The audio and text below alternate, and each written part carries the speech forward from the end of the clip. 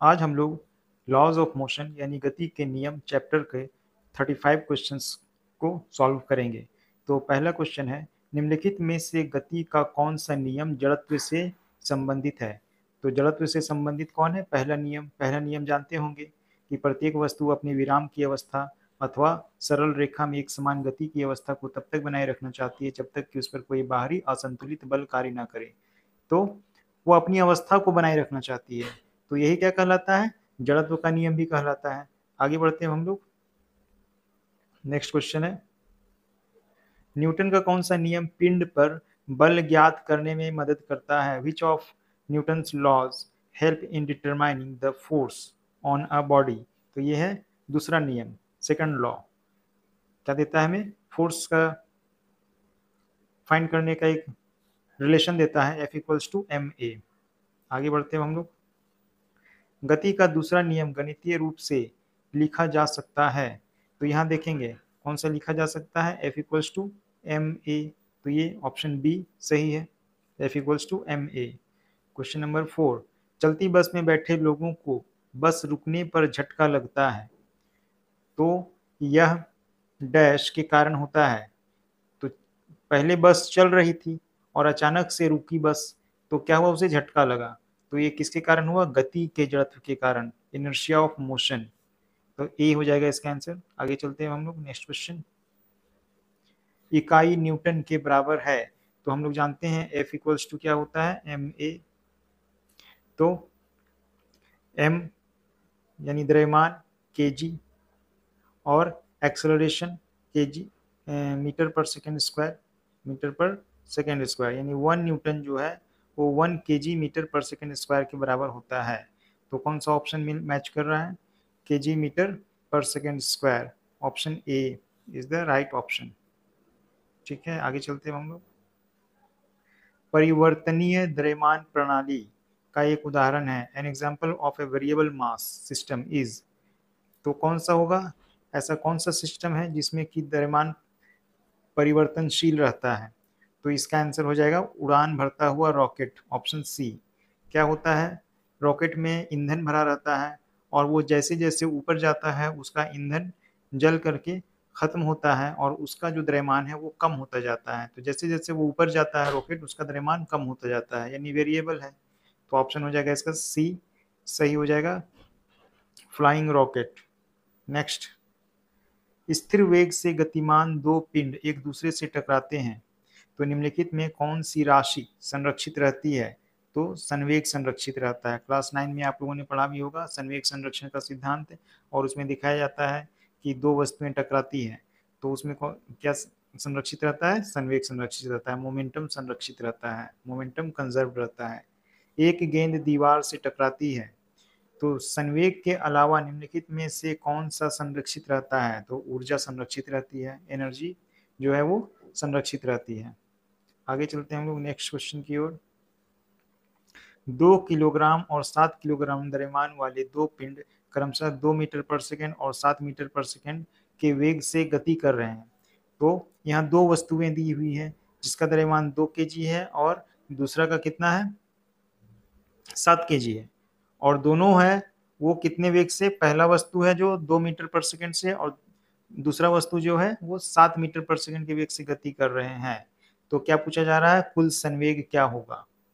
ठीक है, तो क्या होगा? दोनों का जो संवेग है उसका निकाल करके अलग अलग और जोड़ देंगे, तो कैसे निकलेगा? m1v1 plus m2v2। तो m1 कितना है? 2 × 2 प्लस 7 × v2, 7 कितना हो जाएगा? 2 × 2 = 4 प्लस 7 × 7 = 49, कितना हो जाएगा? 53। तो इसका ऑप्शन बी हो जाएगा सही, 53 नोट कर लेंगे। आगे बढ़ते हैं हम लोग।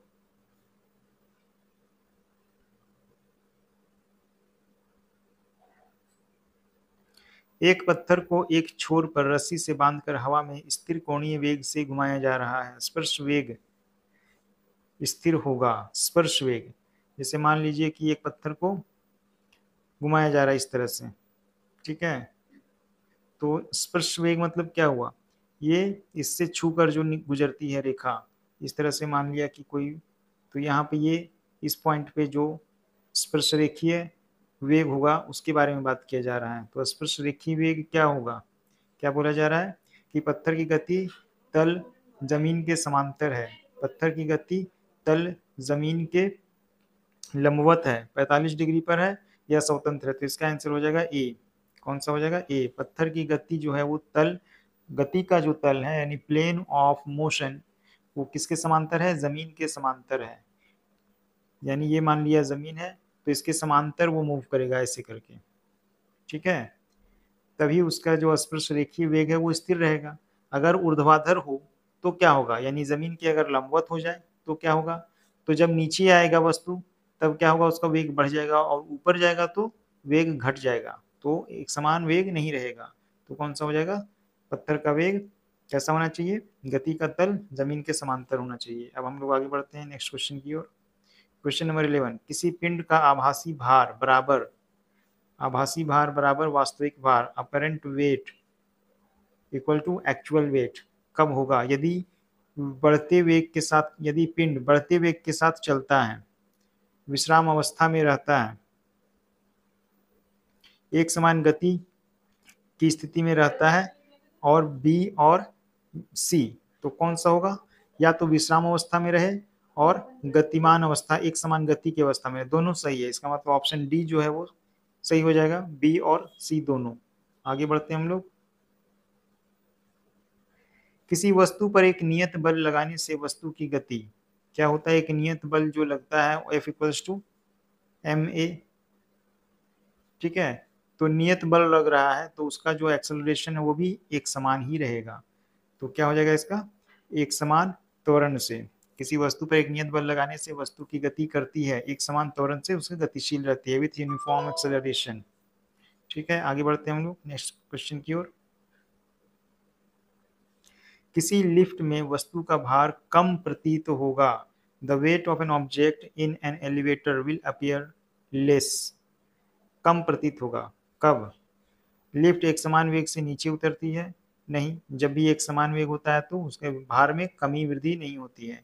दूसरा क्या है, एक समान वेग से ऊपर जाती है तो भी वही रहेगा, त्वरण के साथ ऊपर जाती है तो और बढ़ जाएगा, मंदन के साथ ऊपर जाती है तो इसका आंसर हो जाएगा डी, मंदन के साथ ऊपर जाती है, मंदन यानी डी एक्सलरेशन, डी एक्सलरेशन के साथ ऊपर जाएगी तो उसका वेग, उसका भार क्या होगा, कम प्रतीत होगा।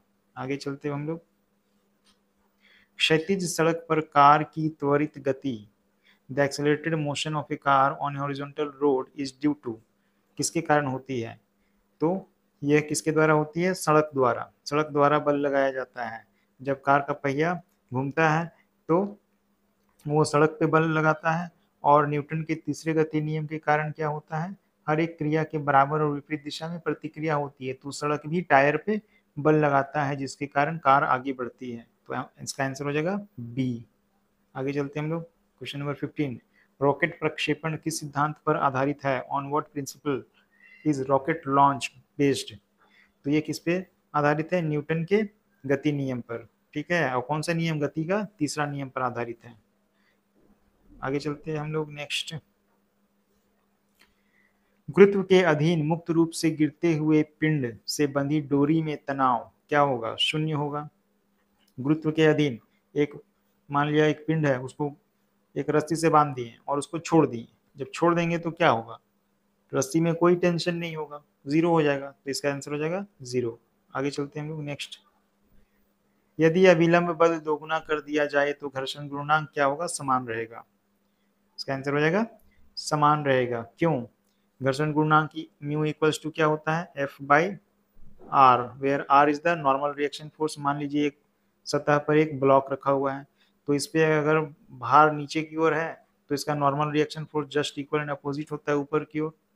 अब जो बोला जा रहा है कि किसको दोगुना कर दिया जाता है, अभिलंब बल, तो अभिलंब बल को जब दोगुना किया जाएगा, ऊपर लगने वाले बल को दोगुना किया जाएगा तो इसके नीचे वाला बल भी तो दोगुना हो जाएगा, तो अल्टीमेटली क्या हो जाएगा, म्यू जो है वो कांस्टेंट रह जाएगा, घर्षण गुणांक, इसलिए इसका आंसर हो जाएगा समान रहेगा। आगे चलते हैं हम लोग।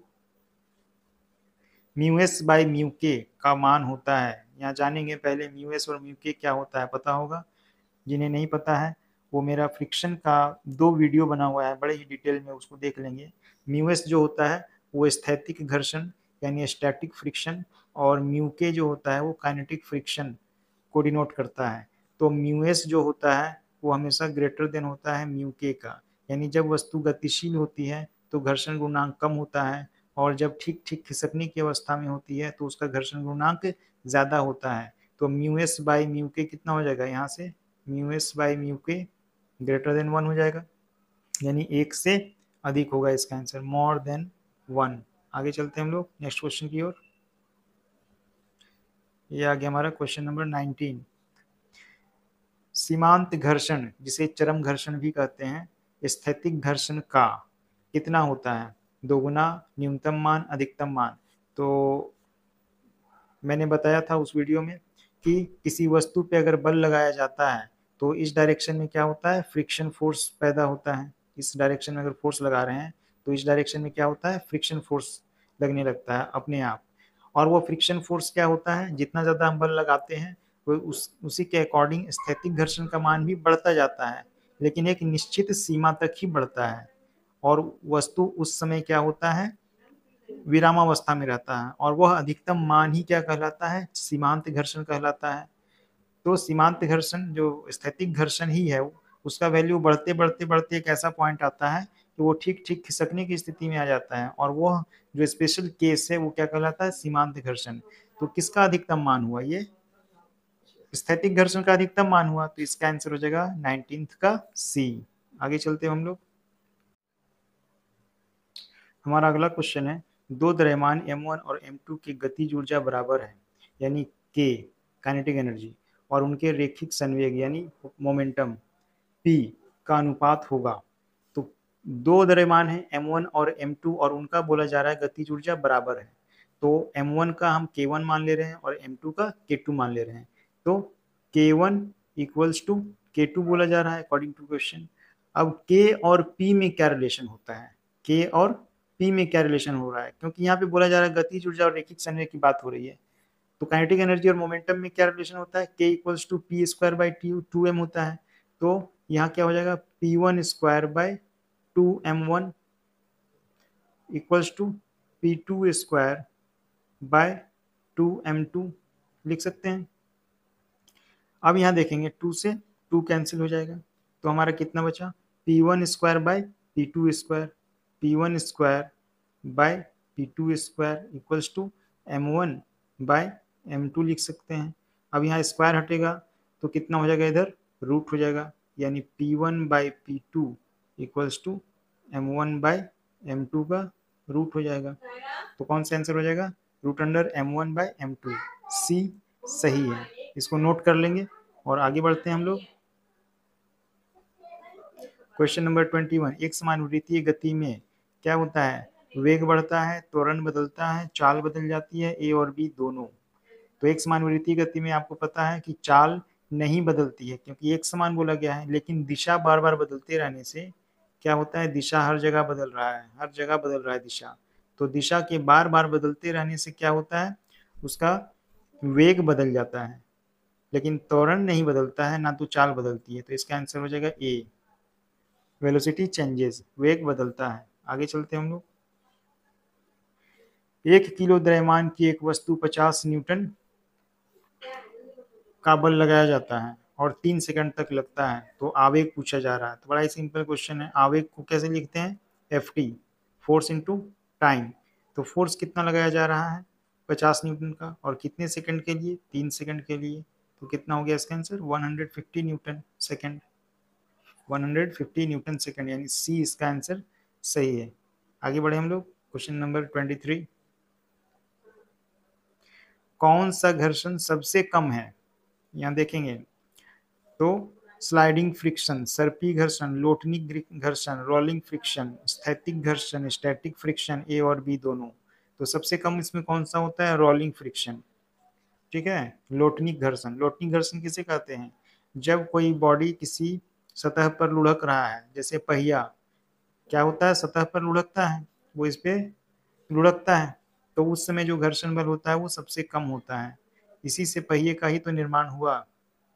पहिया क्या होता है, पहिए का घर्षण सबसे कम होता है, बाकी सर्पी घर्षण जो है वो क्या होता है, वो स्लाइडिंग होता है। तो ये भी आंसर नहीं होगा, स्थैतिक घर्षण भी अधिक होता है, और ए और बी दोनों नहीं होगा, इसका आंसर होगा लोटनिक घर्षण। आगे चलते हैं हम लोग नेक्स्ट क्वेश्चन की ओर। घर्षण बल है, यहाँ देखेंगे घर्षण बल कौन सा बल है, ये संपर्क बल है।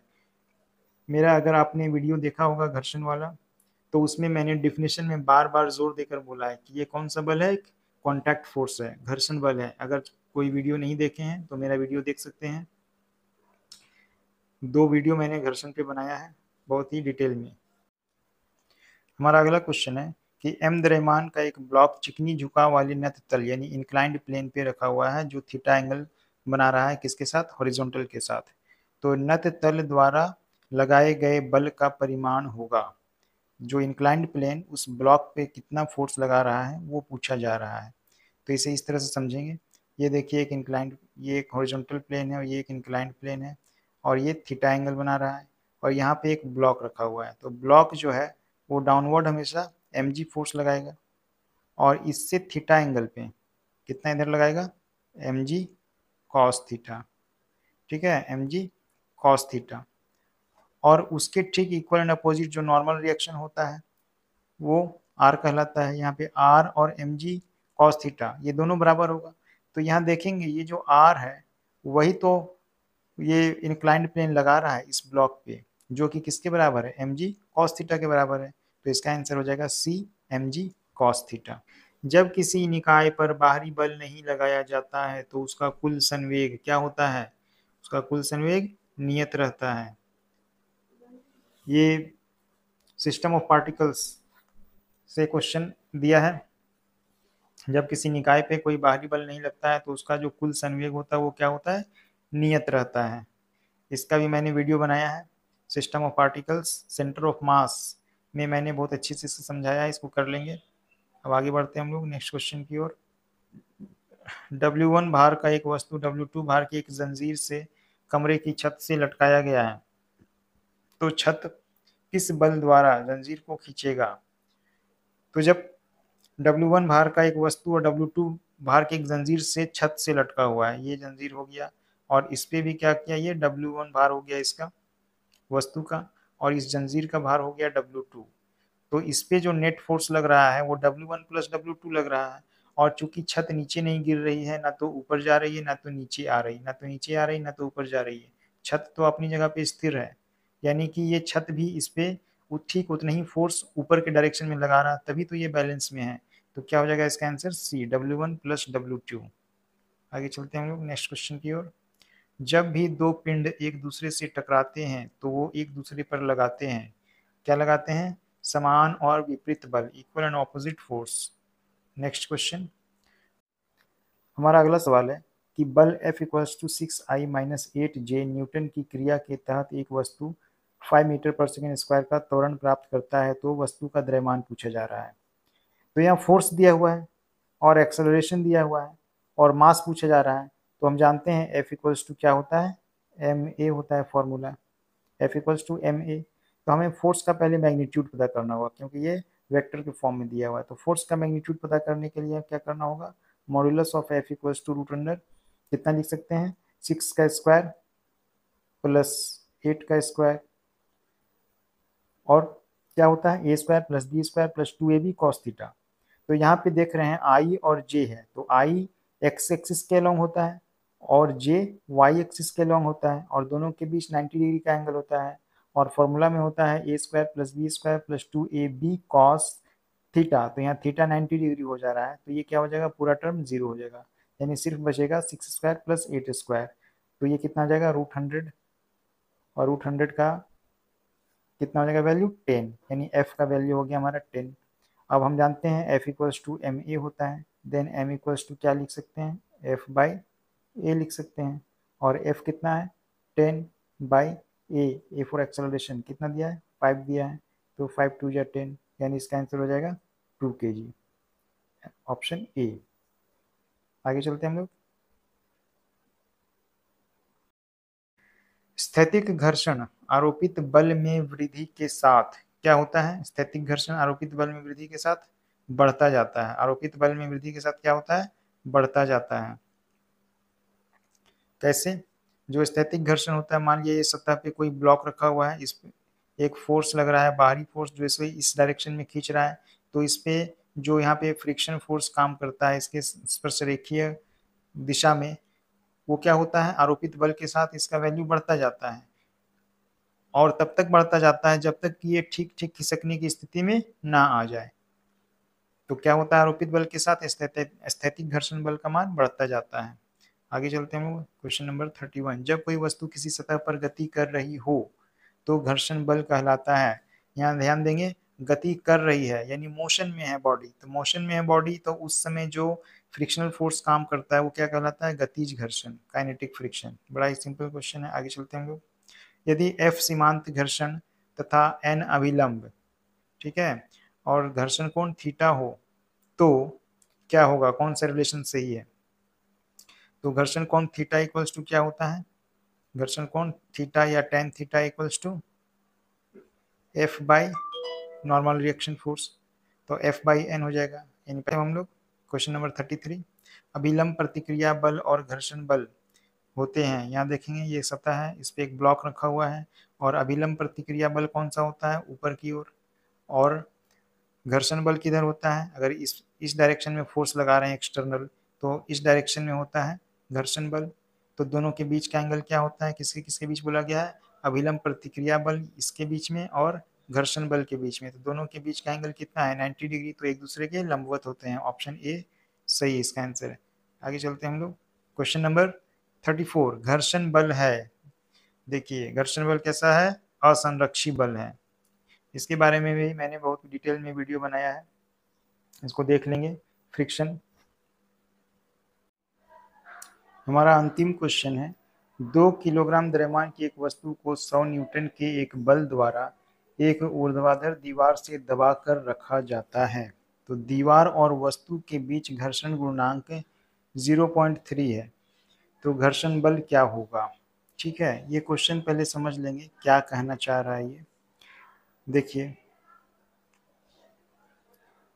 एक दीवार है और इस पे एक ब्लॉक रखा हुआ है, इस तरह से कैसे रखा हुआ है, इधर से 100 न्यूटन का एक फोर्स लग रहा है, इसको प्रेस कर रहा है इस डायरेक्शन में, और ये वर्टिकल दीवार है।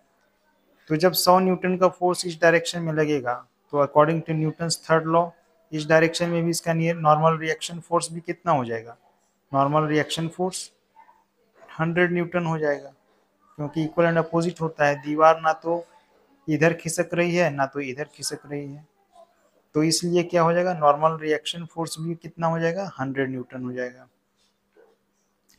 अब इसका जो घर्षण गुणांक है ऊपर की ओर 0.3 है, और इसका जो वेट है वो इसे नीचे की ओर गिराएगा, जो mg है। तो मास कितना दिया है, 2 kg, तो कितना हो गया, 20 न्यूटन इसका वेट हो गया, 20 न्यूटन इसका वेट हो गया, यानी डाउनवर्ड जो फोर्स है वो 20 न्यूटन है। अब चूंकि ये ब्लॉक जो है वो ना तो नीचे जा रहा है ना तो ऊपर जा रहा है, ब्लॉक तो अपनी जगह फिक्स है, तो इसका अर्थ ये हुआ कि ये जो 20 न्यूटन का डाउनवर्ड फोर्स जो लग रहा है उतने ही फोर्स ऊपर भी लगना चाहिए, तभी ये अपनी जगह पे स्थिर रह पाएगा। समझ में आ रही बात। तो यहाँ से तो आंसर मिल जा रहा है 20 न्यूटन, एक ये हो गया। बाय कैलकुलेशन अगर हम देखें तो force, friction force equals to mu into R होता है। म्यू का वैल्यू कितना है, 0.3 इंटू नॉर्मल रिएक्शन फोर्स 100 है, तो इसको मल्टीप्लाई करते हैं तो कितना आता है, 30 न्यूटन। अब यहाँ पे थोड़ा सा लॉजिक लगाएंगे, क्या लॉजिक लगाएंगे, वो ज़्यादा मैंने लिख दिया है यहाँ पे, लॉजिक लगाएंगे 30 न्यूटन, तो 30 न्यूटन अपवर्ड डायरेक्शन में और डाउनवर्ड डायरेक्शन में 20 न्यूटन। अगर ऐसा हो तो क्या ये ब्लॉक ऊपर की ओर नहीं जाएगा, बिल्कुल जाने लगेगा ऊपर की ओर, लेकिन ऐसा नहीं होता है। ब्लॉक जो है वो तो अपनी जगह फिक्स है, ये जो ब्लॉक है वो अपनी जगह पे फिक्स है, ये ना तो ऊपर जा रहा है ना तो नीचे जा रहा है। लेकिन अगर 30 न्यूटन हो जाता है तो ब्लॉक ऊपर जाने लगेगा, लेकिन ऐसा नहीं होता है। तो चूंकि हम जानते हैं कि स्थैतिक घर्षण बल जो होता है या स्टैटिक फ्रिक्शन, उसका जो नेचर होता है वो सेल्फ एडजस्टिंग होता है, यानी अकॉर्डिंग टू फोर्स वो अपने आप को एडजस्ट कर लेता है। तो इसलिए ये 30 न्यूटन नहीं बल्कि क्या होगा इसका आंसर 20 न्यूटन। ये आंसर इसका सही है। तो इस तरह से हम लोगों ने आज 35 मल्टीपल चॉइस क्वेश्चंस को देखे हैं और सॉल्व भी किए हैं। आप लोग इसे प्रैक्टिस कीजिएगा। धन्यवाद।